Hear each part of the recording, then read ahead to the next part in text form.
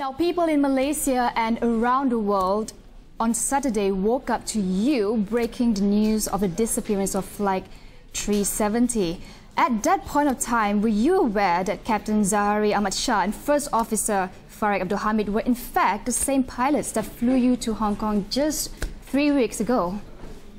No, it was a few hours after it became clear, and the way it became clear was we received information, a picture of, after the chief executive of Malaysia Airlines announced the names on board, and we looked at the, I think it was either Facebook or one of the social media pages, and there was a picture of me with Mr. Hamid, and then it became clear, and of course we then checked,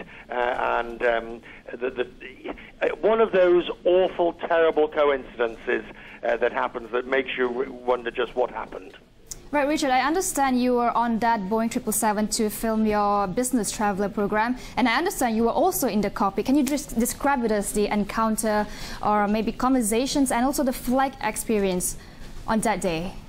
Yes, we were filming CNN Business Traveler from Hong Kong to Kuala Lumpur. We were doing a story as part of it on Malaysia Airlines and how the chief executive is turning the airline around and the measures necessary to restore Malaysia to profitability. And as part of that, we'd been granted permission to film in the cockpit. There was a safety captain on board. There was a very experienced training captain in the left-hand seat, and there was the first officer in the right-hand seat. And they could not have been more charming and delightful in allowing us and facilitating us and answering all our questions. And then, of course, we were able to watch First Officer Hamid land the plane at KL, which the captain described as a textbook perfect landing.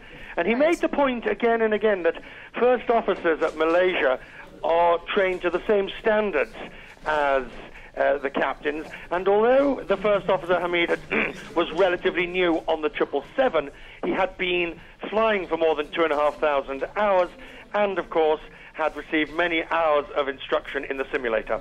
Well, you have covered air mishaps in the past. As an aviation expert yourself, what do you make out of the disappearance of MH370? I think whenever we look at one of these incidents, you put it into the context of those that have happened before, and it is quite unusual. This is amongst the rarest of incidents for several reasons. Firstly, it happened in the cruise phase of flight, which is the safest part of the flight. The aircraft is just ticking over, if you like, as it is flying along. Secondly, there is no distress call from the flight crew. Thirdly, it appears that the telemetry from the automatic reporting system of the aircraft, we've heard nothing. Normally, when something goes wrong with a plane, and I mean if it's a valve, if it's the lavatories, if it's a fuel pump, if it's anything, the plane itself is designed to send a message. Something's gone wrong, this needs repairing, prepare for when we get there. From what we've heard from Malaysia, Cynthia, that has not happened. So we have this instantaneous event, the origin of which we cannot know, and the debris of which has yet to be found. Right, Richard, I have my colleague in the other studio. He has a question for you. Rizal? Hi, Richard. Hello. Hi, thank you for joining us. This is Rizal. And Richard, because I think right now the search and rescue mission is ongoing, and I think the Ministry of Transportation has mentioned that, stops forwarding and spreading false and unverified information. And in times like this, how does one SARS mission differentiate what to look, or what leads to follow and what leads not to follow? Because I think there's a huge amount of bombardment of information coming from every direction. Right. The reality, the unpalatable reality, especially for those next of kin waiting for information about their loved ones, is that there can be no information until that plane is found. Mm-hmm. That is the hard, unpleasant truth about this.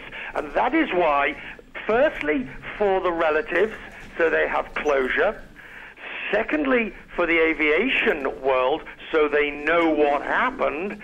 And thirdly, for the travelling public, so they know it doesn't happen again, it is absolutely essential that they find the wreckage and they understand it. Now, we know that they will. Air France 447, Air India in 1985, enormous efforts will be put into locating that wreckage, recovering the loved ones, and understanding what went wrong. But it's not easy. Think about the South China Sea. Think about that large expanse of water, or the Gulf of Thailand, and you're looking in little blocks across that water. You're searching from the air, you're searching from the sea, and I know a 777-200 is a very large aircraft, but put into that environment, and it becomes literally the needle in a haystack, where the needle has broken into 1,000 parts. Also, Richard, I think you've mentioned quite a number of times saying that particular part of the Southeast Asia is a high traffic area, and I think also I think some analysts have mentioned that the Gulf of Thailand is only around 250 feet depth. Would this maybe ease the search and rescue mission, or will this provide another set of challenges to the search and rescue mission? No, I mean, the fact it's not that deep will hugely benefit the search once they locate the debris, and they will. But they're still not entirely certain exactly where the debris, what the route of the aircraft was. First of all, you have the flight plan. Then you've got this rumor that it turned around, and no one knows why or what happened. So for all these reasons, finding that debris is so difficult. And then you've got the sheer number of people who are looking for it, all the ships, all the planes, the coordination. But I have no doubt that they will find it. Okay, thank you very much, Richard. I will hand you over to my colleague, Cynthia. Cynthia? Hi, Richard. I have one more question. Now, we still do not know what has really happened to the Flight 370, but with your experience of covering the Air France 447 that crashed into the ocean in 2009, based on your reports and understanding, do you see any similarities between Air France and Flight 370 here? Oh, the only similarity at this very early stage, the only similarity is that that they both happened in the cruise. It is way too early to make any form of similarities and difficulties and coordination or anything like that. All right. Thank you so much, Richard, for joining us on Astro AWANI. Thank you very much. Nah, itu tadi Richard, penyampai berita CNN yang juga memberi pertalian latihan dengan Astro AWANI, dan pastinya kami akan terus membawa laporan terperinci mengenai pencarian MH370 kembali kepada Rizal.